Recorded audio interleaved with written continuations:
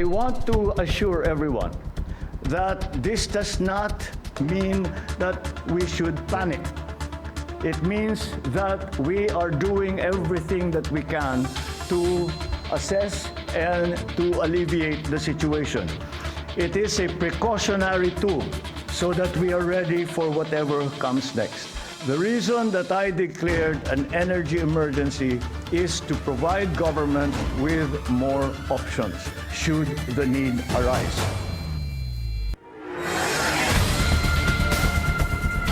Sabay-sabay daw kumikilos sa mga ahensya ng gobyerno para isalba ang mga Pilipino.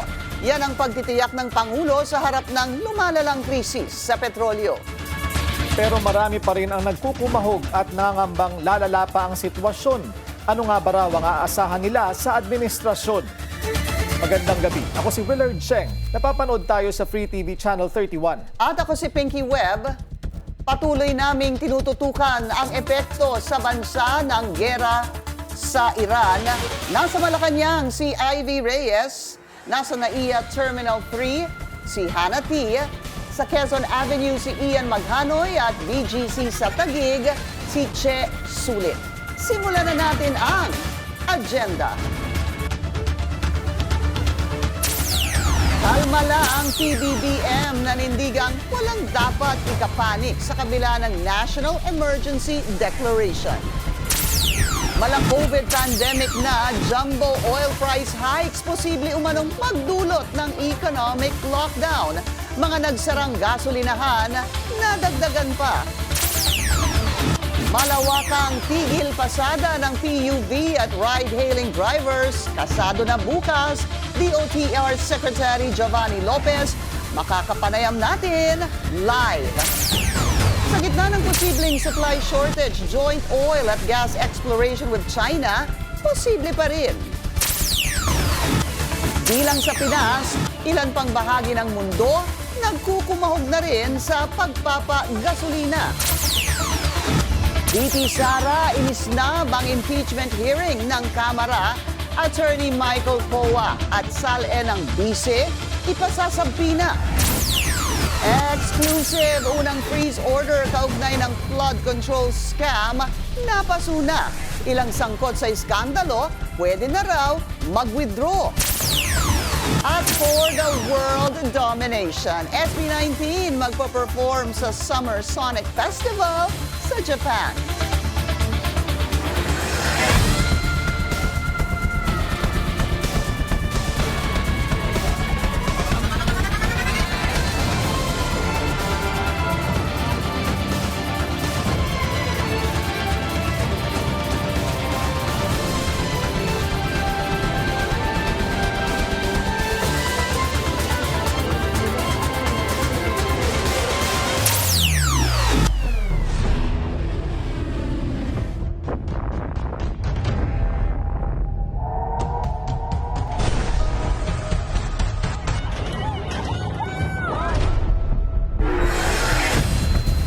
Isang araw matapos magdeklara ng State of National Energy Emergency, humarap si Pangulong Bongbong Marcos sa media para tiyaking kumikilos ang gobyerno para tugunan ang epekto sa bansa ng giyera sa Iran. Una nang binatikos ang Malacanang matapos sabihin nito na wala pa sa krisis ang Pilipinas. Yan ang agenda report ni Ivy Reyes live mula sa Palasyo. Ivy. May mga tumaas ang kilay nitong nakaraang araw dahil sinabi ng Malacanang na walang krisis sa langis sa Pilipinas sa kabila ng sigalot sa Middle East. Kaya marami din ang nagulat nang magdeklara si PBBM kagabi ng State of National Energy Emergency. Pero tila kumamyo siya ngayon at sinabing wala raw rason para magpanik ang publiko. Ayon sa Pangulo, sabay-sabay ang paggalaw ng pamahalaan habang patuloy din ang pagtaas at pag-akyat ng presyo ng petrolyo. Malinaw ang pahayag ng Pangulo kanina, sapat ang oil supply ng bansa kahit under a state of national energy emergency ang Pilipinas. I want to assure everyone that this does not mean that we should panic. It means that we are doing everything that we can to assess and to alleviate the situation. It is a precautionary tool so that we are ready for whatever comes next.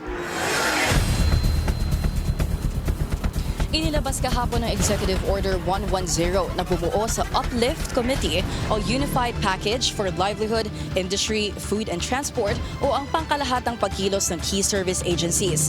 Kabilang dito ang Departments of Energy, Transportation, Social Welfare, Agriculture, Finance, Budget and Management at Department of Economy, Planning and Development o DepDev. Si PBBM ang nakaupong chairman na komiteng ito at enforced ang EO 110 for 1 year unless otherwise extended or lifted by the President.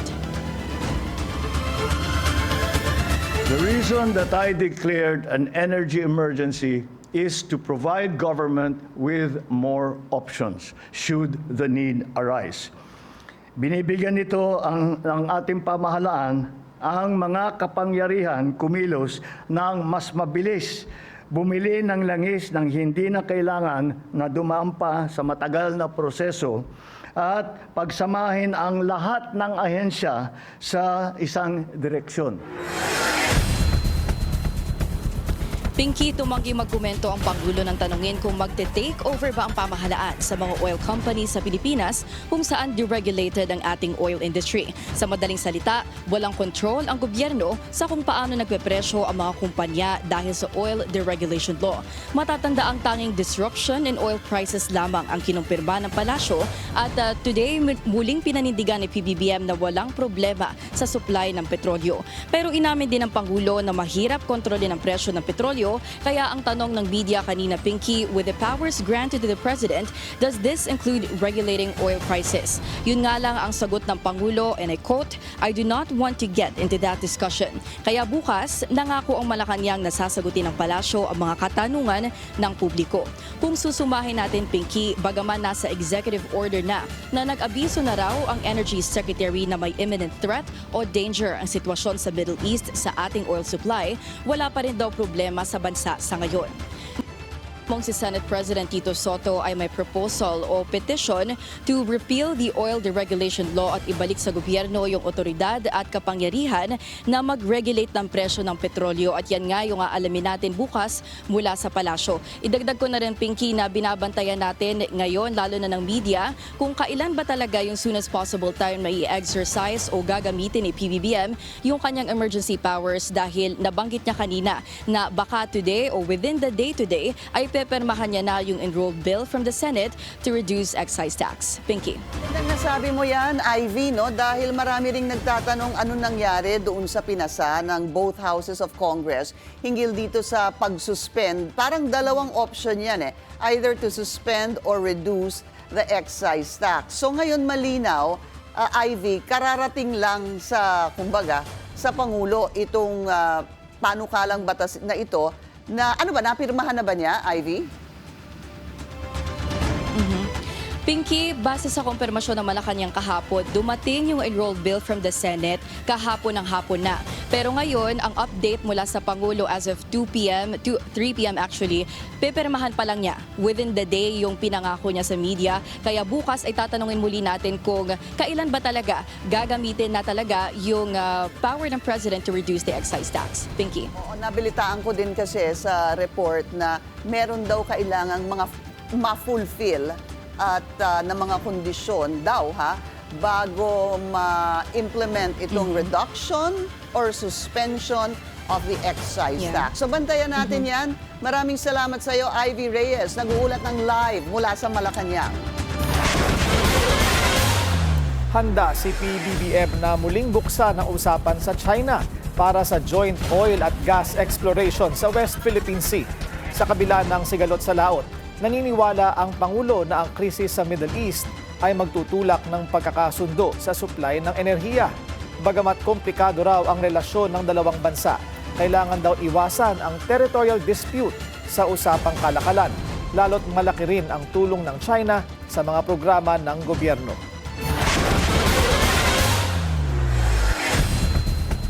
Mula COVID-19 pandemic or mala COVID-19 pandemic, kung ihambing ng isang energy expert ang krisis sa langis ng bansa at kung noon kalusugan ang naparalisa, ngayon naman daw ay ang ating ekonomiya. Yan ang agenda report ni Robert Tan. ngayon ang Pilipinas sa isang economic lockdown sa gitna ng krisis sa Middle East. Sa Business 360 ng Billionaire News Channel, sinabi ni Attorney Ina Magpale, dating Commissioner ng Energy Regulatory Commission at Undersecretary ng Department of Energy, na apektado ng patuloy na pagsirit ng presyo ng langis ang lahat ng sektor sa bansa. I have not seen anything like this before, and I really don't want to be in the shoes of this administration. But we've seen how COVID-19 also stopped and made the world stand still. Yeah. Although this is different because it's not an illness, but it's an economic illness. Hindi rin anya sapat ang 45-day fuel buffer sa gitna ng state of national energy emergency. Even in terms of the kind of fuel that we have, the inventory that we have is different across gasoline, diesel, LPG, kerosene, and aviation fuel. So it cuts across different economic sectors. Naniniwala rin si Magpale na hindi na kinakailangan pang i-ground ni PBBM ang mga eroplano. Maaari anyang gawin ng itong mismo ng mga airline dahil sa problema sa supply ng jet fuel. And aside from the fact that also in terms of inventory, I don't think we really have the sufficient storage capacity. Not to mention financially, the movement of these prices will really not be, it's difficult. It's difficult for them. Asahan na rin daw na magmamahal din ang kuryente at mga bilihin. Pero tutol si Magpale sa panukalang isuspende ang 12% VAT on electricity dahil pinapatakboan niya ito ang ekonomiya ng bansa. Para sa Agenda, Robert Tan, Billionaire News Channel. Bukod sa supply ng langis, nangangamba na rin ang mga Pilipino kung hanggang kailan tatagal ang supply naman ng pagkain. Kumuha tayo ng update sa sitwasyon sa mga grocery store sa Agenda Report ni Che Sulit live mula sa Taguig. Che, ano na ang update dyan? Pinky, sabi nga ng pamahalaan, bawal ang panic buying. Kasunod ng deklarasyon ng State of National Energy Emergency, tila normal pa rin naman daw ang sitwasyon ng mga bilihin ayon sa ilang shoppers. Sa gitna pa rin yan ang nagpapatuloy na krisis sa Middle East. Una na rin sinabi ng Department of Trade and Industry na mahigpit nilang binabantayan ang groceries, retailers at manufacturing plant sa buong bansa. Ito raw ay para masiguro na nasa prescribed levels pa rin ang presyuhan ng basic goods and commodities. Nakikipag-ugnayan din sila sa manufacturing companies para masiguro ang adequate food supply para sa mga Pilipino. Ayon naman sa aming nakausap na mamimili, gusto na nilang paghandaan ang magiging sitwasyon ng bansa sa mga paparating na araw. Actually, bumibili na kami ng isang sakong bigas, dalawang sakong bigas, may mga dilatas. Kasi po ma'am, baka dumubli yung presyo eh. Sana po makagawa ng paraan yung pamahalaan para maiwasan po yung pagtaas ng mga presyo ng mga bilihin, lalo na yung mga pamasahe, yung langis. Sana po makagawa ng paraan. The pagtaas ng price is expected because of the global prices. It's not only in the Philippines. Pero these days ulit, magtitiwala lang ako sa Diyos. So, yun lang, go on and live life. Pinky, inanunsyo na rin ngayong araw ng Department of Budget and Management na naglabas ang gobyerno ng emergency fund para sa supply ng langis. Aabot sa 20 billion pesos ang pondo mula sa Malampaya Gas Fund na ilalaan sa Traffic check muna tayo ngayong Miyerkules sa EDSA Guadalupe. Mabilis ang daloy ng mga sasakyan sa north and southbound lane. Kasama ng bukas ang 2-day transport strike ng iba't ibang grupo bilang pagtutol sa nakalululang presyo ng produktong petrolyo. Paano naman kaya ito pinaghahandaan ng alternative modes of transportation? Alamin natin sa Agenda Report ni Ian Maghanoy live mula po dyan sa Quezon Avenue sa Quezon City. Ian, go ahead.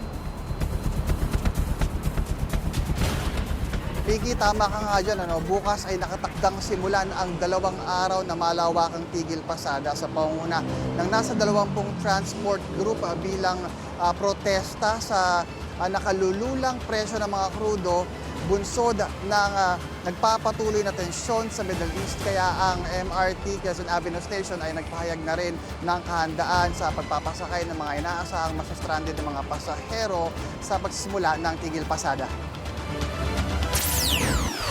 19 na kabuang bilang ng mga tren ng MRT3 ang average number of trains na bumabiyahe over EDSA araw-araw. Pero dahil aarangkada na bukas ang 2-day nationwide transport strike, binagyang diin ng liderato ng MRT3 na handa silang saluhin ang mga apektadong pasahero. Kabilang sa mga makikiisa sa tigil pasada ay ang mga public utility vehicles tulad ng jeep, bus at UV Express. Posibleng pahirapan din ang pagbubuk dahil libo-libong mga motorcycle at car ride-hailing drivers ang sasali rin sa strike. Sa isang text message sa Billionario News Channel, sinabi ng isang mapagkakatiwalaang source mula sa MRT3 administration na sagad na raw ang 19 trains na bumabiyahe araw-araw. Hindi na anya ito madadagdagan pa. Pero ang mga train naman daw ay may 4 hanggang 6 na mga bagong kayang magsakay na mga pasahero. Wala pa rin daw plano ang ahensya na mag-extend ng operating hours. Nagpapatuloy naman ang 50% na fare discount ng tren para sa lahat ng mga commuter nito na sinimulang ipatupad noong March 23. Magtatagal ang diskwento until further notice para maibsan na rin ang epekto ng oil crisis. Malaking tulong siya for us sa mga communities. Kasi kahit pa paano, nakakasave. Hopefully na hindi naman to for life.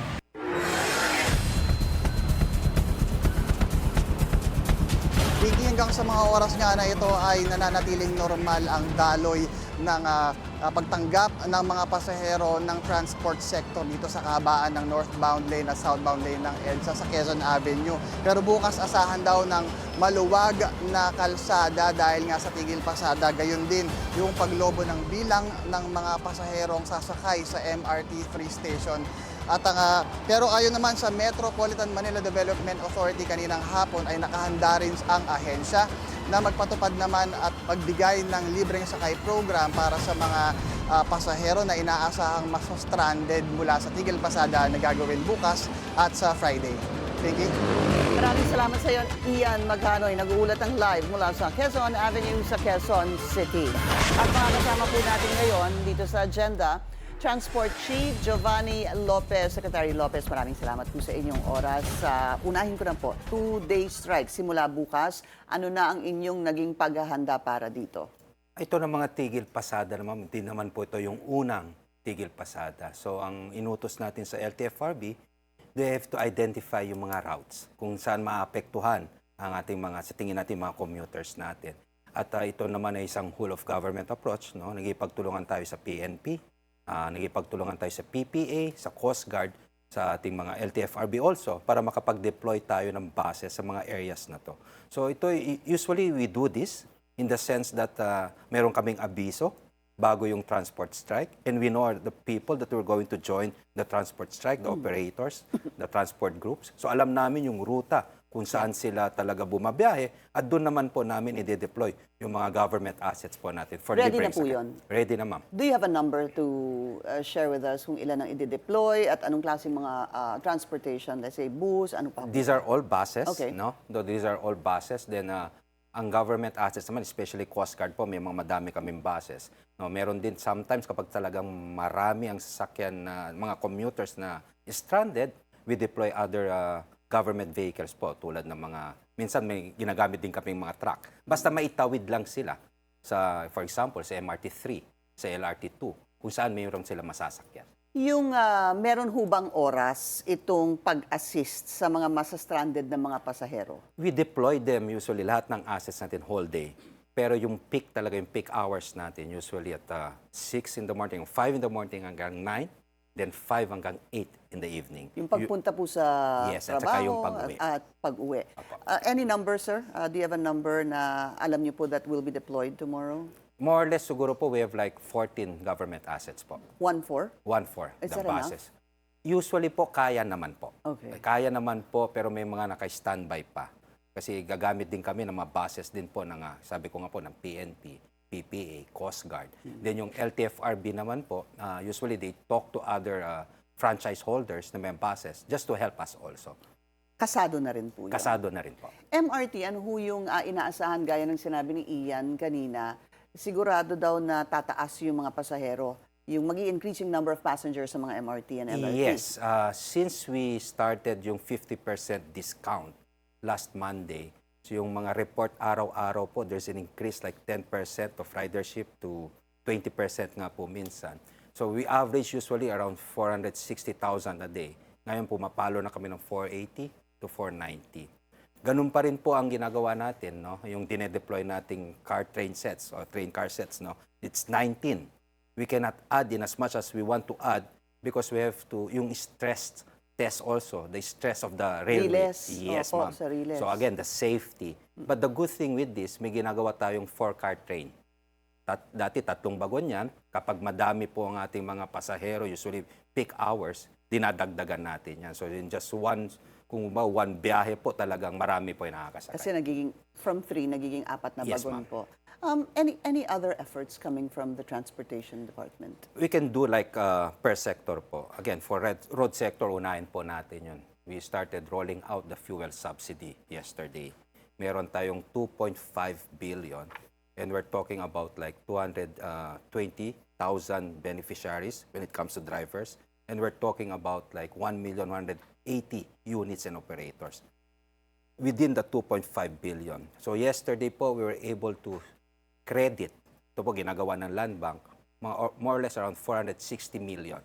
So out of the 2.5, nakaltasan na po tayo ng 460 million. Then today po, we were able to credit another 400 million. So that the objective is kailangan, the sense of urgency, ma'am, na kailangan bilisan yung pagbibigay ng ayuda. And this is nationwide po. Secretary, magkakaroon po, I'm sure narinig niyo yung mga problema ng ilang mga drivers na wala ho kasi sila sa listahan eh. So parang lumalabas, kapag wala sila sa listahan, it appears, please correct me if I'm wrong, that yung listahan po ay nanggagaling po sa LTFRB. Yes. Kapag wala po sila doon, ano ho bang abiso? Pumunta sila sa LTFRB to be included in the list because that's the list that the DSWD is utilizing. Yes, ma'am. Nagipag-ugnayan na kami sa DSWD. Yung listahan kasi po ng LTFRB, we're referring to legitimate operators with legitimate drivers. Yung pinanggagalingan po ng DSWD, which we agree also under AIX, ay basta ikaw po individual in crisis situation. So minsan nagkakulang yung listahan kasi iba yung listahan namin, yung lehitimong operators and drivers. Yung iba naman po, sorry to say po, baka makolorum na po to, pero driver naman po sila. Naiintindihan namin sila. So ang napag-usapan namin ni Secretary Rex Gatchalian, maisasama pa rin sila sa AIX. Now if the initial payout hindi sila nasama, we're going to hold another payout para dito sa mga hindi naisama ng mga driver. And to be clear, pag wala ho sila doon sa listahan ng LTFRB, maaari ho ba silang maipasok sa AIX? Yes, ma'am. I see. Yeah, pero because that kailangan is silang not, bumalik? Yes, ma'am, because that is not a requirement under AIX. Sa DOTR naman po kasi, limitado kami sa special provision under GAA. It says simply that qualified operators and drivers. Doon ho kasi lumalabas yung pagiging advantage na nandun ka po talaga, well, you're legitimate at nasa listahan ka because kapag may gantong mga klaseng problema or concerns or crisis, yun ang pinagbabasehan ng Yes, listahan. Opo. Okay, pero you're assuring that even those who are not listed will be able to avail of how much is it, Secretary? It's 5,000 and yung cash relief assistance po ni Secretary Gatchalian. Napag-usapan na po namin yan since the other day. No, kailangan din nating tulungan to kasi ang utos nga po ng Pangulo, walang maiiwan. Ang tanong po, sapat ho ba yung 5,000? For sa initial subsidy po, hindi po, to be honest. So it will be a continuing effort also of the government. No? Sabi nga po ng ating Pangulo, kung kailangan pandagdagan ang ating ayuda, kailangan dadagdagan natin. Likewise po yung sa 2.5 billion ng fuel subsidy po noon. For operators, we're giving 10,000. Yung sa mga bus operators, Sa bus which the operators. President did yesterday. Yes, ma'am. And we did the math po. No? Ang parati ko pong example is that from Cubao to Baguio, that's 246 kilometers po ang one way. Okay. Now, if ang isang bus, kapag masinop kang driver, 2 kilometers per liter ka na. Now, if you divide it to 246, that's just 123 Right. kilometers. Times 100, 12,300. Kung 10,000 yung full tank mo, baka hanggang Rosario, La Union ka pa, hindi ka pa makakaabot. Hindi ka abot ng Baguio. Opo. No? So, yun po. Kaya kailangan natin talaga na magdagdag pa ng ibang tulong sa initiatibo mula sa gobyerno. Secretary, what can happen after this 2-day protest? Obviously, kasi umaaray na po yung ating mga kababayan, ng mga driver. Ano po? Originally, of course, there was a price hike that was taken back by the President. Ano ho ang kanilang maaaring asahan? Dahil hindi ho talaga, sinasabi na po nila, hindi sasapat yung ayudang ibinibigay ng gobyerno sa kanila. May isa pa pong programa ang DOTR, yung sinasabi nating service contracting. No, itong service contracting is more or less libreng sakay. So ito pong maganda po itong programa kasi we're going to address also the concern of the commuters.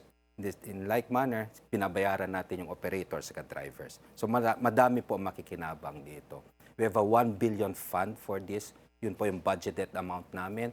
And humingi na po tayo ng SARO sa DBM. And hopefully, mai-release po nila so that right after we're done with the fuel subsidy, pwede na rin natin ilatag itong service contracting natin. Pero itong 1 billion po na pondo natin, kukuha pa nga po tayo ng mga 300 million para ibigay din natin sa maritime sector natin. Kasi meron din tayong mga kababayan, ang means of transportation nila is through fast craft, masyado na po. Opo. So kasama din po dapat sa libreng sakay.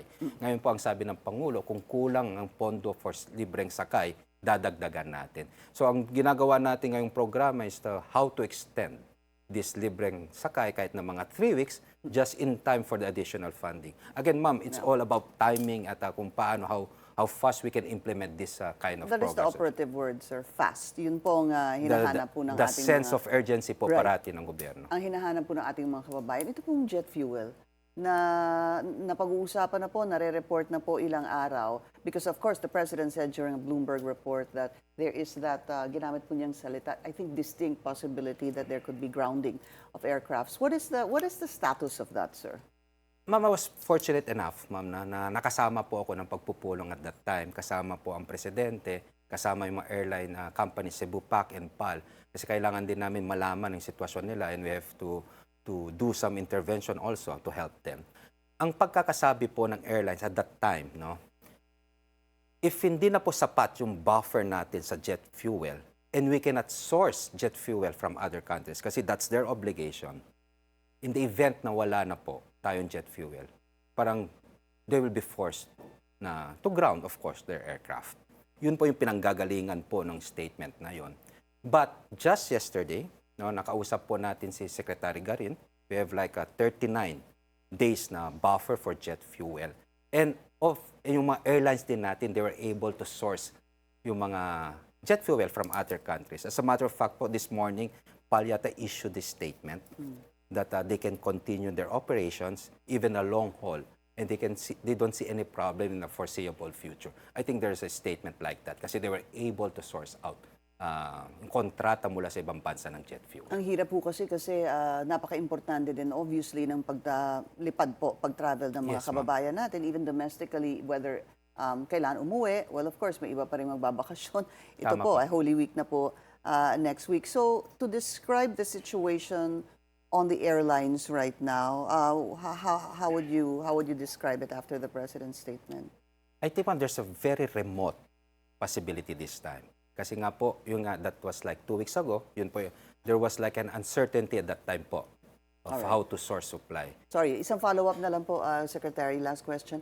Yung second round ng ayuda po para sa mga driver, meron ho kayong estimated date kung kailan kaya ito mangyayari? I have to coordinate with Secretary Rex because the second round of ayuda will come from Secretary Rex. Doon po sa AIX nila. That's the ayuda. And what we have from DOTR is the subsidy, which is 2.5 billion. And I'm thinking, ma'am, in the next 10 working days, maubos na po kasi. We can roll out in the next 10 working days yung subsidiya galing sa DOTR. All right. DOTR Chief Giovanni Lopez. Sir, maraming salamat po sa inyong oras. Salamat Appreciate po, your time, salamat. sir.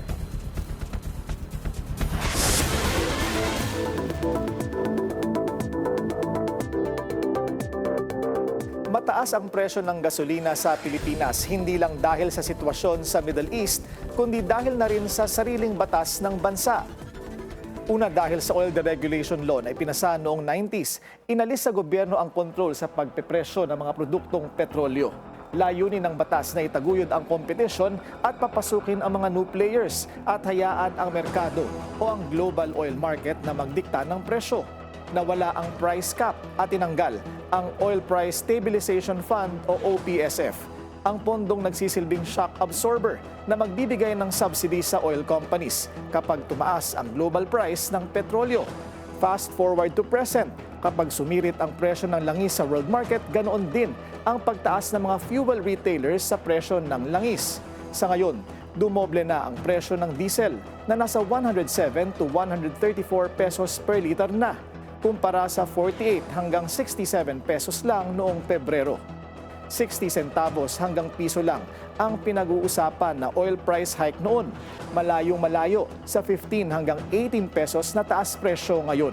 Pilipinas na ngayon ang may pinakamataas na porsyento ng taas presyo kumpara sa ibang bansa sa Asia, na hindi na nakakagulat para sa isang bansa na 90% ng langis ay imported. Ang South Korea nagpatupad na ng price cap sa presyo ng petrolyo for the first time in 30 years. Isang bagay na ayon sa Department of Energy ay hindi magagawa ng Pilipinas dahil sa oil deregulation law. We are constrained by the law and the deregulation. That's we do not have the powers to cap or to control the prices unless maybe they give us authority or an amendment of the law or emergency powers. But as of now, speaking as DOE, DOE does not have the power to do so. Mas bumigat pa ang pasanin sa bulsa nang ipasa ang Train Law o Tax Reform for Acceleration and Inclusion Law noong 2017 na itinaas ang excise tax sa mga produktong petrolyo na dati nang itinataw ng National Internal Revenue Code of 1997. Ito ngayon ang target tapyasin ng ipinasang emergency powers para mapababa ang presyo ng langis. Pero nandyan pa rin ang 12% VAT na atubiling tanggalin ng gobyerno sa ngayon dahil sa mawawalang kita. Tax pa more ang prinsipyo ng gobyerno para raw more revenue na popondo sa mga serbisyo ng gobyerno. Kung lahat ng ito ay napupunta ba sa tao, ay ibang usapan na. Basta may issue na dapat himayin at kwentong dapat unawain, I will explain. Di lang mga ordinaryong manggagawa ang masakit ang bulsa. Ang mga higanteng negosyante umaaray na rin daw sa jumbo oil price hikes. Babala ng sektor, malaking dagok ito sa trabaho at produksyon kung di agad aaksyonan ng gobyerno. Yan ang agenda report ni Ches Sulit. Sunod na pag-akyat ng presyo ng produktong petrolyo at iba pang mga gastusin, tuloy-tuloy rin ang danas ng business sector. Ayon yan sa Philippine Chamber of Commerce and Industry. Habang hindi pa natatapos ang gyera sa Middle East, halos nasa limit na raw sila ng paghihigpit ng kanilang sintron. Napakaraming mga wage earner, middle income earner, MSME, nangangailangan rin ng ayuda. I was just telling you, mga negosyante natin, kahit itong malaking negosyante na umaaray na rin and humihingi ng subsidy on diesel because of their vessels all running on diesel. Wala raw pinipiling sektor na tinatamaan ang matinding epekto ng oil price hikes kahit sa manufacturing, logistics at turismo. Ang trucking sector humihiling na rin ng panibagong increase sa presyohan ng kanilang serbisyo. Ayon kay Confederation of Truckers Association of the Philippines President Mary Zapata, sa nakaraang 2 linggo, humiling na raw sila ng 30% increase sa kanilang rate. Pero mukhang hindi na raw ito sapat para matustusan ang kanilang operational costs kung saan halos kalahati nito napupunta lamang sa diesel. We will appeal again sa kanilang understanding na it's more than 50%, 100% pala, it's 100% increase on the price of the fuel. Siguro hihingi kami ulit ng another 20 peso per liter adjustment. So magiging 50% na yon in totality. Suportado naman ng Federation of Philippine Industries ang deklarasyon ng State of National Energy Emergency. Ayon kay FPI President Elizabeth Lee, multi-layered ang pressure na hinaharap ng manufacturing sector, kung saan tinatamaan na rin ang pag-aangkat sa raw materials at ang timeline sa production. Dagdag ni Lee, mas ipinakita ngayon ng krisis ang mga pagkukulang ng bansa. Nananawagan ng FPI ng mas matibay na reforma para mapalakas pa ang local manufacturing at masiguro ang job creations para sa mga Pilipino. Hangad ng business leaders ngayon na sana ay magpatupad ng hakbang ang gobyerno para maibsan ang malaking dagok sa ekonomiya. Para sa agenda, Ches Sulit, Billionaire News Channel. Suportado rin ng Philippine Exporters Confederation ang National Energy Emergency Declaration ni PBBM. Pero panawagan ng grupo sa gobyerno, alisin na muna ang share nito sa toll at port fees. Pakiusap din nila na pabilisin ang pagpapatupad ng fuel subsidy program. Dapat din daw pabilisin ang trade digitalization para makatipid ang mga negosyo. Nanawagan din ito sa mga exporter na magpatupad ng energy saving measures.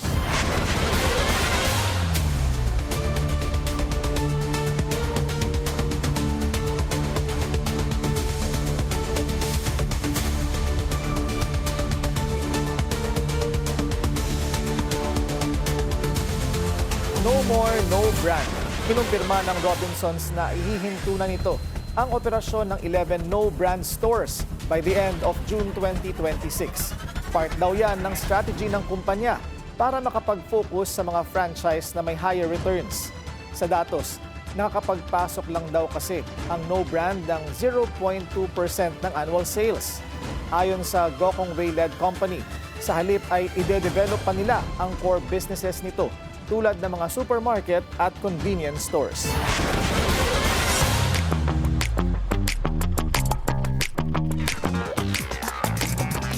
Booked and busy ang Mahal Lima this year. Magpe-perform ang SB19 sa Summer Sonic Festival in Japan. They are set to take the Tokyo stage on August 15. Other artists in lineup include Jenny, Les Seraphim, Baby Monster, David Byrne, and Alex Warren. Before Japan, the P-Pop Kings will also make history as the first homegrown Pinoy act to perform sa Lollapalooza. That's happening sa Grant Park ng Chicago on July 30. This Friday naman, i-release ang kanilang new album na Wakas at Simula. May pogi na namang spotted sa Pinas. Nag-post si Song Kwan of 17 ng kanyang pictures sa isang cafe here in the Philippines.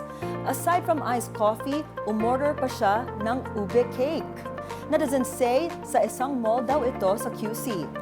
17 brought their world tour sa Philippine Sports Stadium in Bulacan last Saturday. Naka-collab ni Pia Wurtzbach-Johnsy ang French creative duo na Young Emperors. Sa kanilang latest witty video, the stylish couple is seen stealing Pia's bag. Napahoy tuloy ang former Miss Universe, a reaction that netizens say ay very Pinoy. Young Emperors is based in New York and is known for their coordinated, gender-neutral outfits. Almost 950,000 ang followers nila sa Instagram and over 560,000 sa TikTok. Tila may bagong siniship na duo ang netizens. Sa IG post ni Alex Ayala about her Miami Open run, napakomment ang German tennis player na si Eva Lise. Anya, here's the ring, please take it. 2 days ago kasi, nag-post din si Lise and Ayala asked, quote, "Will you marry me?"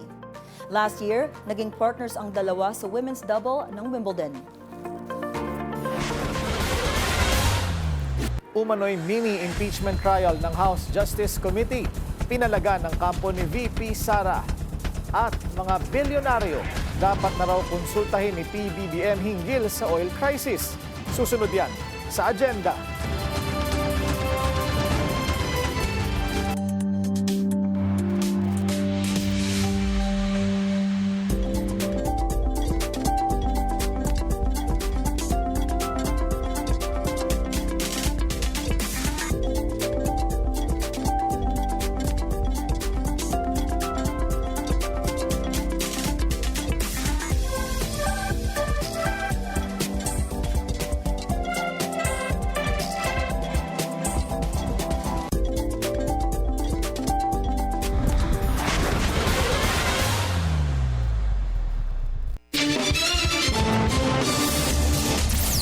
Traffic check ulit tayo sa EDSA Mega Mall. Bumper to bumper ang mga sasakyan sa northbound lane.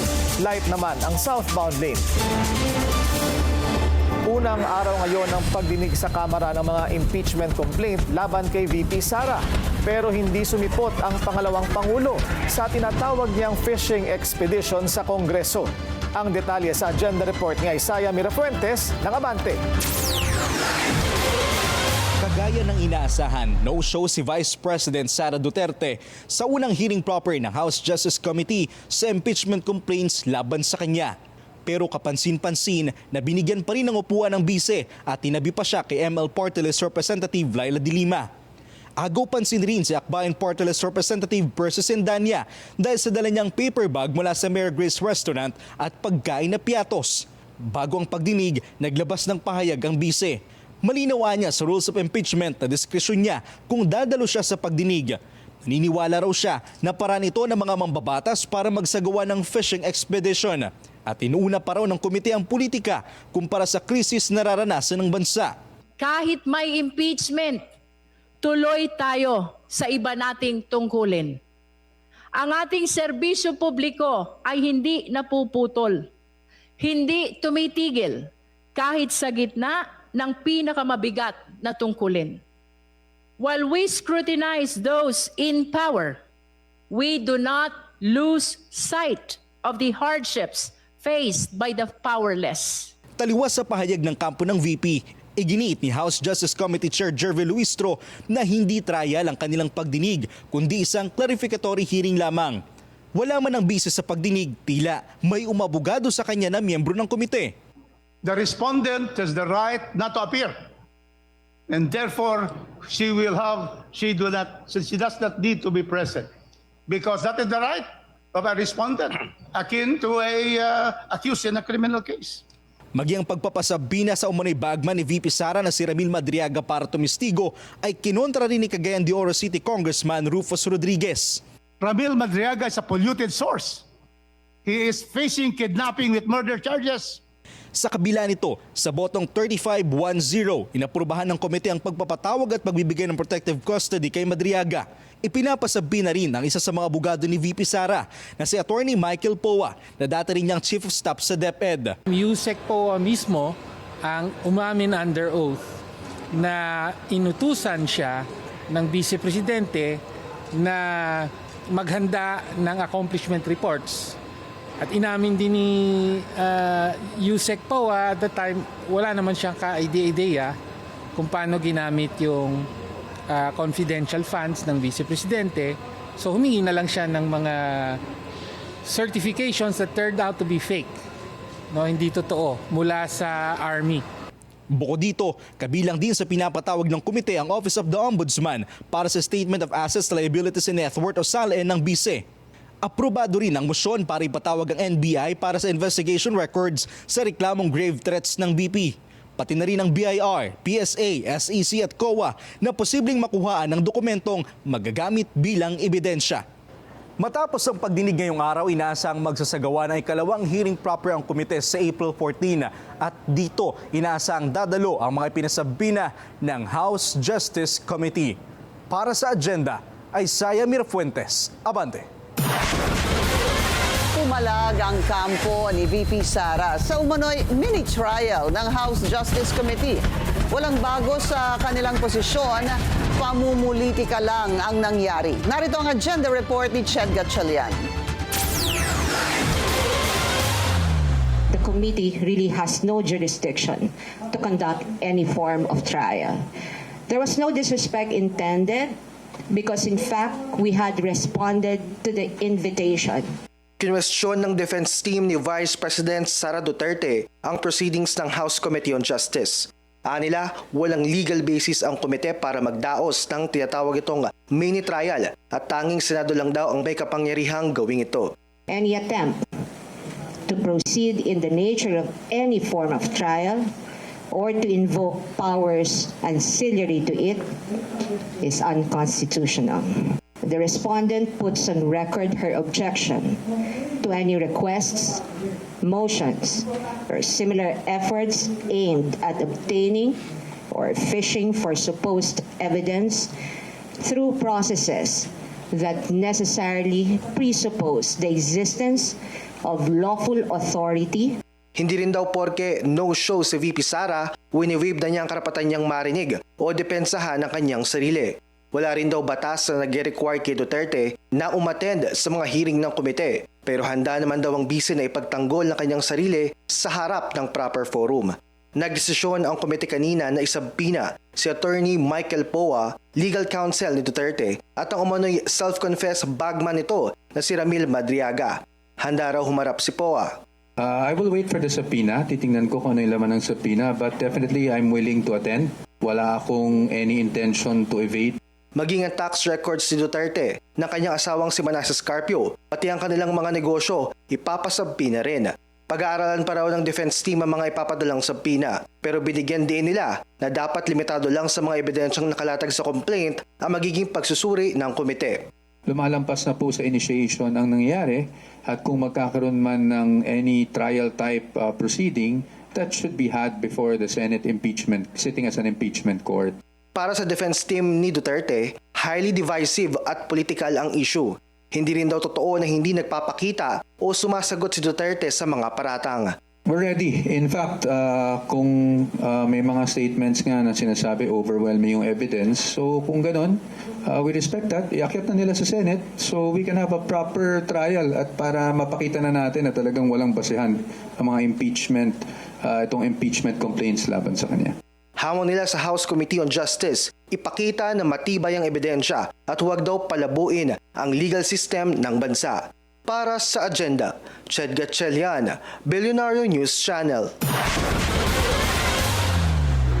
Posible na raw muli magka-access ang ilang personalidad na sangkot sa flood control scandal sa kanilang frozen assets. Ayon sa Billionaire website, expired na kasi ang unang freeze order na ipinataw ng Court of Appeals at hindi na raw pinalawig pa sa kabila ng request ng AMLAC. Bagamat hindi pinangalanan, kabilang umano sa mga saklaw nito ang state witnesses na si Henry Alcantara at Sally Santos. Nasa listahan din ang dating DPWH officials na sina Bryce Hernandez at JP Mendoza at construction companies na Wawaw Builders at Sims Construction.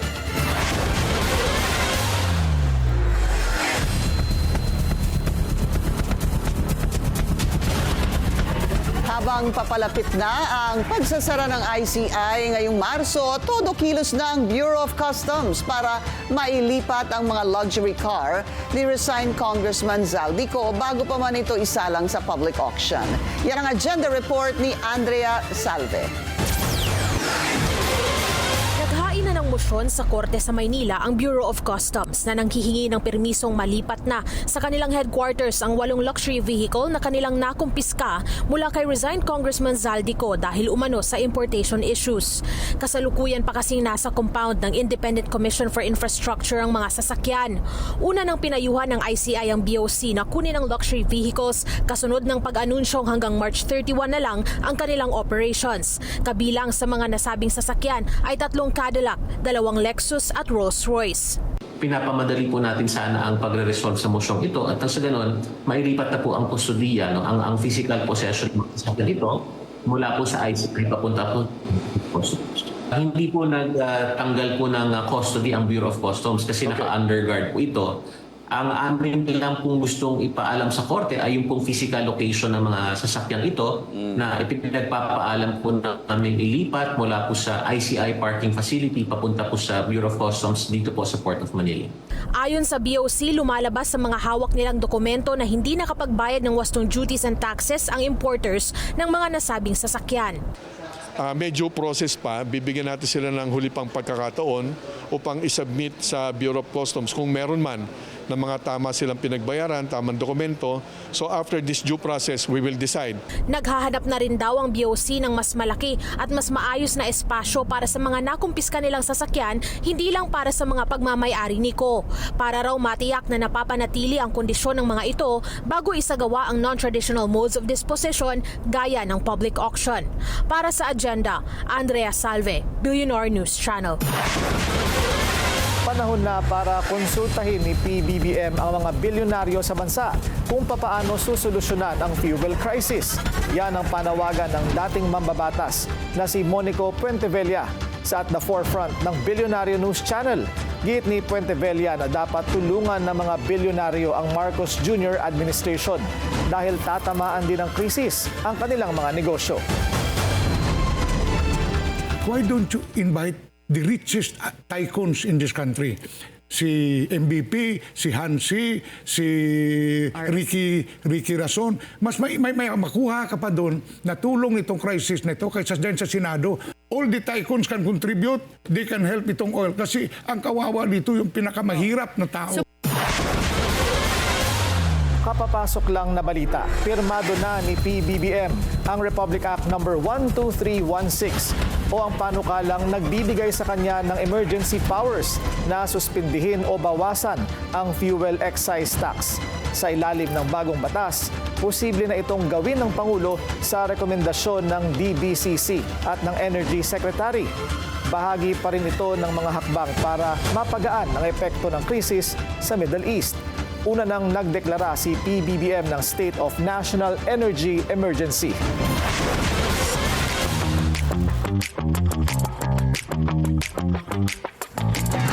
Usap-usapan naman ang luxurious lifestyle ni Heart Evangelista. Lumitaw kasi ang video ng senatorial spouse entering the client's lane ng show ng Hermes during Paris Fashion Week. Hira tuloy ng ilang netizens, she's being invited sa events hindi dahil influencer siya, but she buys her way into it. Una nang naintriga na siya ang top buyer sa isang Hermes store in the French capital. Spotted din sa client's lane si Nikki Wang. 30, flirty, and thriving. May Netflix reboot ang 2004 rom-com classic na 13 Going on 30. Nasa lead role sina Emily Bader and Logan Lerman, while executive producer ang OG star na si Jennifer Garner. Director naman si Brett Haley, who directed People We Meet on Vacation. The original film, which also starred Mark Ruffalo, centered on a 13-year-old girl who magically wakes up as her 30-year-old self. Naging smash hit ito sa box office, grossing $96 million against a budget of $37 million. In the midst of the Middle East crisis, where does pageantry stand? Sa The Daily Dish, sinabi ni Alexia Nunez, Philippine delegate for Miss Grand International All-Stars 2026, na it's not just about pasarela, but being the voice for a bigger mission. Isa si Nunez sa delegates ng Pilipinas along with Fuchsia Ann Ravena, Kaylin Trajano, and Gazini Ganados sa international pageant. Especially nowadays, I feel people are looking for voices they can trust. And for me, beauty pageant is not just about beauty. It's about purpose, responsibility, mission. So it's not just about beauty. It's about standing for something bigger than ourselves. I totally think that we should use our voice to represent others and represent what we stand for. Even if you gaganapin ang first edition sa Thailand on May 30, featuring returning beauty queens from around the world, women or trans women. Lily Reinhardt honored and grateful daw to be working with BTS. At Celine Dion, may major comeback din. Susunod yan sa agenda.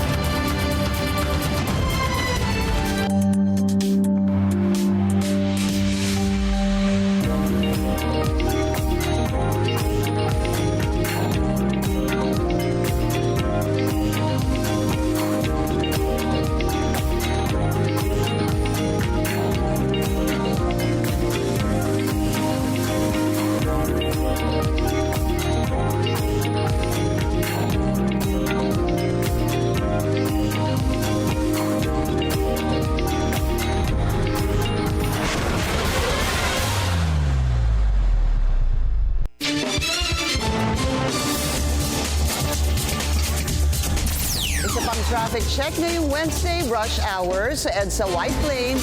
Moderate to heavy ang daloy ng mga sasakyan sa northbound lane. Moderate naman ang southbound lane. Update naman tayo sa lagay ng panahon mula sa ating ka-weather, BNC Resident Meteorologist Benison Estereja. Benison. Iiram ramdam pa rin sa buong bansa ang mainit na easterlies o ang hangin nagbumula po sa dagat Pasipiko. Base sa naobserbahang heat index sa Pag-asa, pumalo sa 44 degrees ang heat index sa may Dumangas, Iloilo at 42 degrees naman dito sa may Borongan, Eastern Samar. Nasa danger level po ito, no? At kapag patuloy ang pagbabad natin sa init, posible itong mag-cause ng heat stroke. Bukas naman, March 26, papalo pa rin sa 41 degrees or extreme caution ang mga temperatura dito sa may Dumangas, Iloilo, Borongan, Eastern Samar at Coron, Palawan. Tataas pa ang mga numerong ito habang papalapit tayo sa buwan ng Abril, kaya ugaliin na ang pag-inom ng tubig at iwasan ng direktang sikat ng araw para iwas heat cramps at heat exhaustion. Sa rainfall forecast naman ng Pag-asa bukas, araw ng Huwebes, patuloy pa rin ang maaraw, ngunit mainit na panahon sa may Northern and Central Luzon, kabilang na po ang Metro Manila. Sa may Southern Luzon naman, lalo na dito sa may Bicol Region, Quezon, Oriental Mindoro, Marinduque at Romblon, bahagyang maulap hanggang maulap naman ang kalangitan bukas at may daraang may hinang ulan. Sa Mindanao, umaga pa lamang may aasahan ng ulan dito sa may Surigao Provinces, Agusan del Sur at Davao Region dahil po yan sa easterlies, habang sa hapon at gabi, posible rin ang mga thunderstorms. Northern Mindanao, Zamboanga Peninsula, Lanao del Sur, Maguindanao Provinces at Sorsogon, at huwag kalimutang magbaon ng payong. Sa Visayas at Palawan naman, mananatiling fair or bahagyang maulap hanggang maulap ang kalangitan bukas at posible lamang ang saglit na mga pag-ulan. Mula Biyernes naman hanggang Linggo, mananatiling magandang panahon sa halos buong bansa. Ideal po ito para mamasyal, umakyat ng bundok, or mag-island hopping. Gayunpaman, sa mga nasa Mindanao, magiging maalinsangan lalo na po sa mga syudad ng Zamboanga, General Santos at Cotabato, gayon din ang Davao City kung saan 34 to 35 degrees ang actual temperature sa tanghali. Habang pagsapit ng hapon, posible naman sa Mindanao mga isolated na ulan at thunderstorms lalo na sa Biyernes at Sabado. At yan muna ang napapanahong balita ngayong Miyerkules. Ako ang inyong ka-weather, Benison Estareja, na nagsasabing ang swerte darating sa tamang panahon. Balik tayo sa usaping langis. Tuloy lang ang dating ng mga sasakyan na nagpapakarga sa isang gasolinahan sa Maynila. Yan ang agenda report ni Ched Gatchalian live mula sa Otis, Maynila. Ched, kumusta ang sitwasyon dyan? Willard, dito sa isang gas station sa Otis, Manila, marami pa rin ang nagpakarga ng gasolina buong araw. Ayon yan sa mga staff. Nasa 125 hanggang 136 ang presyo ng diesel dito. 97 pesos hanggang 104 pesos naman ang presyo ng gasolina. Mapatrak man yan, 4 wheels o motor. Nakita natin kanina na patuloy pa rin ang pagkakarga nila ng krudo. Gayon din sa mga iba pang nadaanan nating gasoline stations dito sa Manila bandang hapon. Kalimitang pila-pila pa rin ang mga sasakyan, lalo na ang mga motor, sa kabila ng bagong pagtaas ng presyo ng gasolina kahapon. Willard, sa ngayon makita natin medyo nabawasan na yung mga nagpapagasolina dito. Minsan pila-pila na lang o pakaunti-kaunti na lang. Dito kasi sa area na ito ay hindi na masyadong mabigat ang daloy ng trapiko. Balik sa iyo, Willard. Maraming salamat. Ched Gatchalian nag-uulat ng live mula sa Otis, Manila. Better late than never na lang ang komento ng ilang senador sa pagdeklara ni PBBM ng State of National Energy Emergency. Narito ang agenda report ni Dexter Ganibe ng Abante.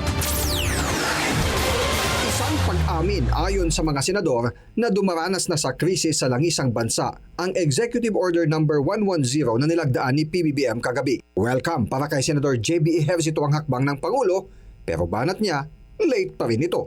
We still welcome it, although it's a little bit late kasi nangyari itong sigalot o nangyari itong krisis. Mag-iisang buwan na no? Hindi na mabagal, mukhang sobra lang ang bagal. Kasi reactive di ba? Umaasa siya ngayong may EO na magkakaroon na ng konkretong hakbang ang gobyerno kung saan makakahanap ng mapagkukunan ng supply ng langis at kung paano mapapatatag ang supply ng krudo sa bansa. Ganon din ang pananaw ni Senate Committee on Finance at Protect Committee Chair Win Gatchalian. Sabi niya, may aksyon naman ng administrasyon, hindi nga lang simbilis ng pagsirit ng presyo ng langis.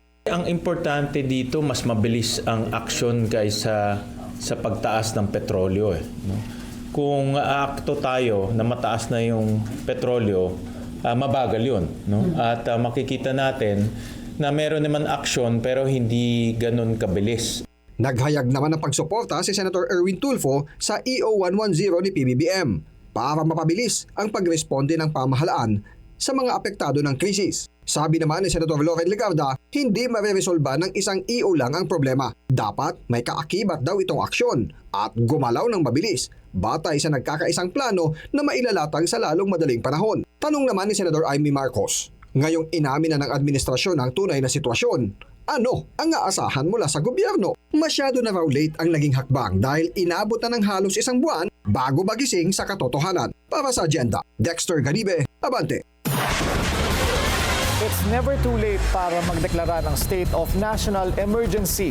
Yan ang opinyon ni former NEDA Secretary Shelito Habito sa naging aksyon ng Pangulo. Anya, sa paraan umanong ito, mas magiging flexible ang pamahalaan, lalo na ang mga LGU, sakaling mas lalong lumala ang sitwasyon dahil sa krisis sa Middle East. The difference it makes is that meron sila mga pondong pwedeng gamitin kung may state of national emergency upang matugunan yung mga pangailangan ng ating mga kababayan na maapektuhan ng pagtaas ng mga presyo dahil na nga din sa pagtaas ng presyo ng petrolyo. Dagdag ni Habito, magiging proactive ito sa parte ng Pangulo at isa itong paalala na hindi dapat maliitin ang kasalukuyang krisis.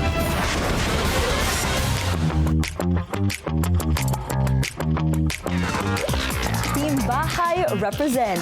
Ayon sa Netflix, 18.4 million people worldwide ang nanood ng livestream ng BTS concert sa Seoul last Saturday. Nasa weekly top 10 ito in 80 countries and secured the #1 spot in 24. Sa global chart, it was the most watched non-English TV title and the third most watched overall. The show was the first ng K-pop superstars following a nearly 4-year hiatus due to mandatory military service. Honored and grateful si Lily Reinhardt to have worked with BTS. Nag-post ang actress ng behind-the-scenes pics from their shoot ng Swim music video. Lily says she will never forget their 4-day in Lisbon.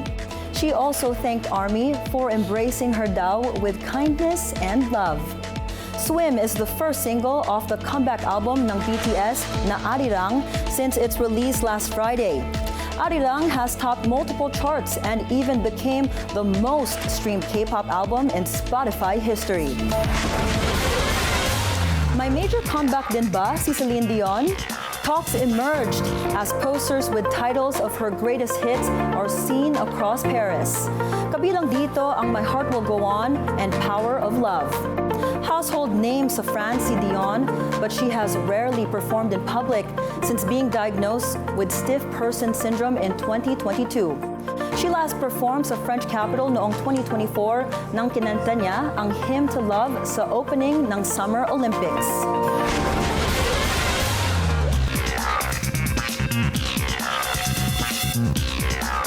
So that's it, final na. Pinirmahan na po ni Pangulo dun sa mga nagtatanong itong either two options, reduce or suspend itong excise tax sa produktong petrolyo. Yeah. So ngayon lang yon. Ngayon lang, Kasi yes. kakadating lang sa kanyang mesa, kumbaga. So ang question, kailan niya gagamitin yung power na yun, no? And by how much? Kung reduction and gaano kalaki yung ibabawas sa mga produktong petrolyo. Kasi Pagka malaking ganun, yun, malaking bawas. bawas sa mga prices of petroleum products. Katulad si Monique kanina nagkukwento, pag nag-ride hailing Yeah, a app lot of ka, yung mga ride-hailing apps, nafe-feel ng mga drivers na ang mahal ng presyo talaga ng gasoline, diesel, nahirapan na sila. Kasi the price is the same, pero they're paying more for gas and diesel. Pati yung husband ko nga, he did his recurring training sa Clark. And a lot of the pilots daw, they're taking the bus now. So everybody's trying to do public transportation. Pero yung problema, ang hirap din ng public transportation natin. Yeah, at may 2-day strike pa. Meron pang 2-day strike po bukas. Sabi nga ni Secretary Giovanni Lopez, nakahanda naman sila. You know, hindi naman bago yung transport strike sa atin. Alam na nila yung mga choke points. So sana there's going to be enough buses. Minsan truck po yung ginagamit dyan para madala yung ating mga kababayan from one place to another. Importante din yun. Yung isa pa, yung State of National Energy Emergency. O makakatulong din sana sa atin yun. Diba? Dahil may mga unified assistance para sa mga iba-ibang sektor, magsasaka, and importante doon sa mga nasa public transport sector. No? Right. Dahil sila talaga yung pinakatinatamaan. Yung tulong ho sana ay hindi magkulang. Oo. At sana maging tuloy-tuloy para po, alam mo, hindi lang talaga sa transport sector, sabi nga ni Professor Monsod kahapon, 50% pababa ng mga kababayan natin. Hindi lang yung poorest of the poor dahil lahat, yung middle income Middle daw, class. Yes. ang parang nagiging low income na dahil sa taas ng presyo Yes. ng gasolina. Oo. So, marami na pong tinatamaan talaga. Pwede rin yung pinag-usapan natin kahapon, Ping, yung proposal na taasan yung VAT sa mga luxury items. Kasi total, afford naman nila bumili. Kung kaya nila yun, edi magsakripisyo ng konti. Alam mo, binalikan ko yon, Willard. I think that's a proposal of Senator Loren Legarda. Kasi sinasabi niya, bakit 12% for luxury products ang VAT? 12% din daw sa basic goods. Yes. Katulad ng mga sardinas, etc. So yun yung kanyang naging babangga doon sa dalawa, which actually makes sense also. Siguro dapat pag-isipan nila yan. Sa Kongreso, no? Oo. Bagong assignment niyan. At yan ang ating agenda ngayong gabi. Ako si Willard Check. Ako naman po si Monique Susan Basi. For more news and features, visit our official website, bnc.ph. At ako si Pinky Webb. Sa bawat issue, may anggulo. At ang balita, may agenda.